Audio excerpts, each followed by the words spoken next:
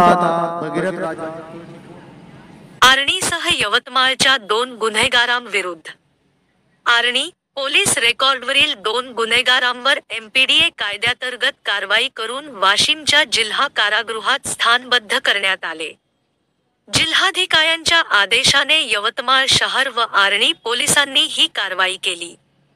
वाशिम कारागृहात केले स्थानबद्ध सुनील उर्फ गोलू मधुकर नंदेश्वर वय वर्षे 35 रा पंचशील चौक तलाव फैल यवतमाळ व रोहन गणेश इंगळे वय वर्षे 20 रा देऊरवाडी हमू संकटमोचन मंदिरजवळ उमरसरा अशी गुन्हेगारांची नावे आहेत.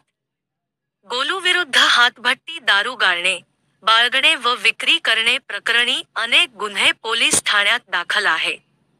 शहर पोलिसांनी एमपीडीएचा अवैध एमपीडीए प्रस्ताव तयार करून पोलीस अधीक्षकांमार्फत हा जिल्हाधिकाऱ्यांकडे सादर केला.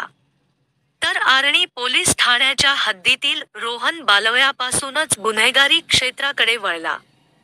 त्याच्या विरुद्ध अवधूतवाडी, यवतमाळ शहर, आर्णी येथे अग्निशस्त्राचे राऊंड बाळगणे, चोरी, जबरी चोरी, घरफोडी, शस्त्राच्या धाकावर दहशत पसरविणे अशी गंभीर गुन्हे दाखल आहे.